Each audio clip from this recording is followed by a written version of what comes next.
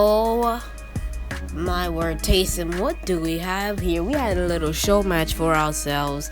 We saw one, and it was between a Blizzard team that was nowhere near its full potential, nowhere near its full strength. You had an Alfredo Cat that rushed home, was not even fit to play in the show match. You had a sub in Jonah that hadn't played for over a week up to that point. And then you had Not Solar, who just wasn't having it. But they came in and they did pretty well against a team of Satronix, who some teams actually were saying that they do want to see them play, because this Satronix team is putting in a lot of the work. But Blizzard Esports, they came out and they took a pretty decent victory, not even close to full strength, but still did fairly well against a Satronix team that has a lot of high potential and a high ceiling. So I am pretty impressed with what we saw from Satronix. I am happy that Blizzard Esports finally, to me at least, proved themselves, but to a lot of people, they're still wanting to see what they can do against other teams.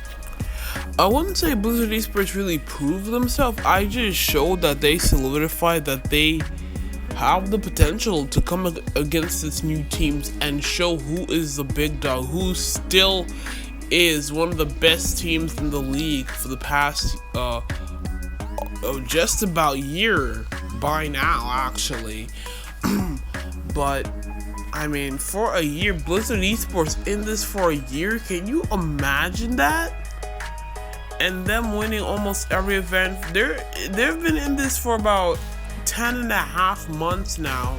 It's almost a year that Blizzard Esports have been in this. Get that in your head.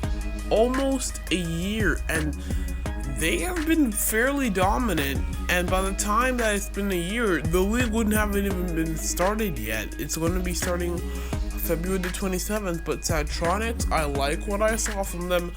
There was way too many double commits. There's stuff I don't like what I saw from Satronix, but I know and I see that I saw a lot of good stuff from Satronix. But a lot of the goals that Satronix had were what Blizzard Esports usually don't let in, like uncontested shots in the midfield, very uncontested in the midfield. But when Not Solar would bang it off the back wall,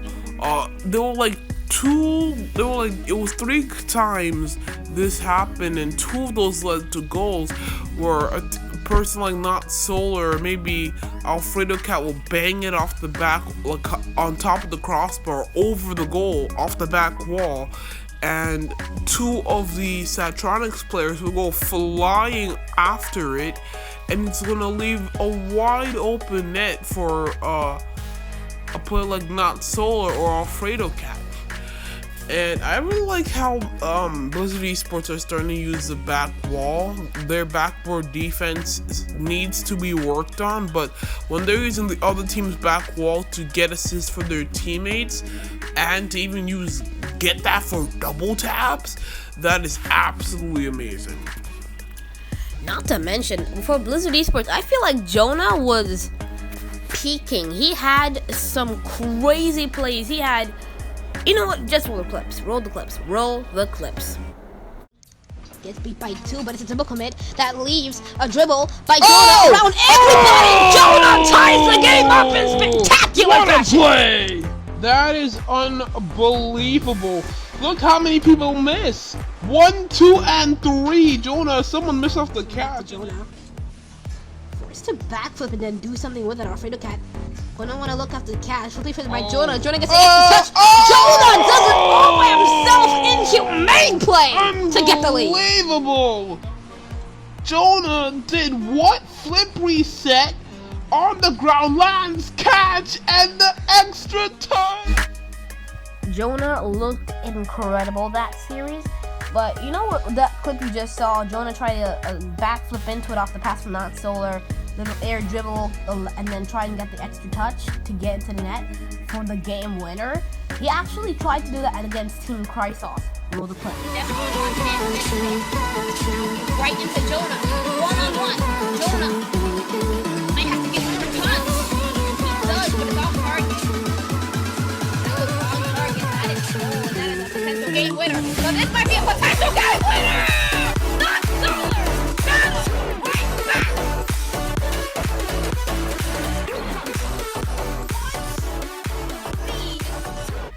Not Solo literally said, "To me, to the backboard, back to me, to the net." Yeah, I totally did not steal that from somewhere. Topher got that first charge, added to the right back to Topher! Topher for the net! Oh! What a sequence of events! It's the triple threat, but it's two people, to me, back to you, back to me, to the net! Yeah, I stole the saying, but I didn't steal the clip because that was my clip. But Jonah, you saw right there, Jonah, he actually went for that into the Blizzard East against Chrysos, but it led to Not Solar hitting a crazy double touch. But the thing is, he had 0 boost left and he still angled his car down at supersonic speed to get to the ball and get that second tap in. If it hadn't, it would have bounced off the ground, off the crossbar, and out. And the Chrysos player thinking it's gonna go to the top, into the upper 90, but actually bounced down off the crossbar. Not Solar following it. Damn. I mean, Not Solar is so good. And then, but Jonah, I really think that he has the potential to really be one of the best players in the league. I mean, I think that that Satronix, they gave him way too much space to work with the ball. They were not contesting any blizzard shots. I mean, they were doing some 50s or having some nice cutouts in the midfield. The gameplay did not look that good. Neither from Blizzard Esports or Satronix, but Satronix cannot give people like Not Solar so much space. But even when you don't give him space, this is what happens. Release off the wall. So looking for the double tap. Solar! Oh my god! Solar! That's just the fact of being on the server! Oh, I'ma look at this one and go, Not Solar, release off the back wall on Solar, and then, oh my god, Not Solar! When Tonic pulled that clip up, I actually realized there was no one contesting it. There were 2 people under, and there was another guy on the other side, on the other corner. They gave him so much space to work with that double tap. This is what he does in free play. This is the type of stuff that he does in free play. And you cannot give him space like that. I had actually interviewed Not Solar and Alfredo Cat, but I kind of lost the audio, so I'm gonna have to do that again, but not today. Maybe today, but it would not come out today. This video might come out today, but the interview won't. I'd interviewed them, and oh my god, I can't believe I lost that audio. I'm actually beating myself up for that, but Alfredo had actually said that he was not very impressed with his gameplay. He was very, very disappointed in his gameplay. He kept stressing how he could play much, much better, and I have seen him play better. He is one of the best players on the team, if not the best, top 2 on the team, guaranteed. And I've seen him play way better, but even he had just came running from the eye doctor or something like that just to get onto the computer so he can play games. And he was actually like 30 seconds late. The moment that he got home and turned on his PC, they're already loading into the match. And Not Solo had to try and stall, so wow. I mean, wow. And they wouldn't have had sync either, because he had came in the middle of the series, so they would have had to play with their D2 reserve in Pezinor. Yes, the OG. Does anyone remember the OG? Let me show you. Let me roll a clip of the OG Pezinor. And definitely just been on target. Hits it, Diamond! No! No! That will not No! Pezinor! The pinpoint pass accuracy! Yeah, if you're an OG and you've been in this league for that long, like since last February, you know what I'm saying, President OG. Like, he is like one of the OGs that stuck with Blizzard Esports, and then there's a whole thing that happened, but that is the OG Blizzard Esports team. Diamond, like, there was the first ever Blizzard Esports team assembled was Meep, Diamond Knight, Zyler, Cairo, and new button who's James, who's now on Team Satronix, who helped us up in that game against North American Gaming. But that is besides the point. Yeah, that was the OG from a long time ago, and that's when Blizzard Esports was called the OG name of Pro Advancing Hero Squad. So, oh boy, that was a long time ago, and I think everyone knows that by now. But I think if Satronix, they have a high ceiling. And even one of the Satronix members have posted in the Discord server saying that the team captain of North America, Recoil, he said that he's going to set up 3 hours of training a day for his team. Like, them all on VC together. Wow, that is dedication. No. Taysom, let me tell you something. Yeah. They're not here to play.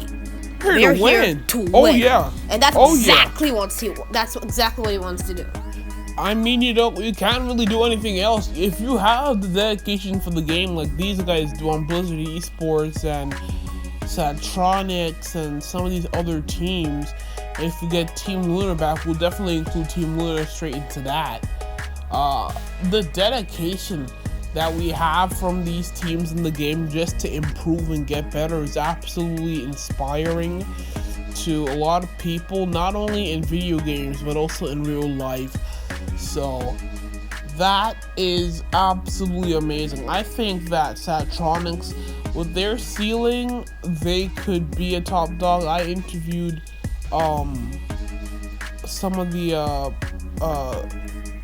spectators, and they said that they don't think Satronix can actually play at that top level. Wow, really? Blizzard Esports. Wow. But this league is bursted wide open. I'm not gonna lie, it has bursted wide. Oh yeah, there are a lot of the old teams gone. So all of these teams are gonna finally have a chance to prove themselves and to prove everyone wrong. Yeah, not only has it bursted wide open, but it's also growing at a rapid rate. I think we have almost 14 teams now. And one of those teams features a Diamond 2 and a Diamond 2 and a GC 2. I interviewed the Blizzard Esports guys on that. They were like, yeah, we don't know how that's gonna work out. That's like one of the OG type Blizzard Esports roster formats. Like, from all the way back last year, 2020, going into 2021, you'll see teams coming in here like Dynasty, James, who's now on Satronix. They had a GC1, they had him who's like a C3 / GC1, then they had like a Diamond 2, and then they had a Plat 3 or something. As a matter of fact, Pezinor was actually originally on Dynasty. But they traded him to Blizzard Esports, or at the time Pro Advancing Hero Squad. So, wow, like, that is an interesting format. We're gonna have to talk about Team Exotic in a different podcast, but that's a whole different format. There are new teams as well, like Team Vision and everything. There are a lot of new teams coming in this, and we are almost at 100 members. We're 15 or so members away from 100 members. Help us to get to 100 members by joining the Discord and getting exclusive offers from our sponsors. Hear about them here. Have a good day. Anos Gaming Spot in the GSCS is sponsored by YC Couture, the clothing company. Also by Cleaner City and Tot and Baby. Tot and Baby has women's clothes, children's clothes, and as well as jewelry in all sizes, especially the women's and children's clothes. Sign up today for GSCS to exclusively get special offers concerning these deals. Now, back to the video right after this.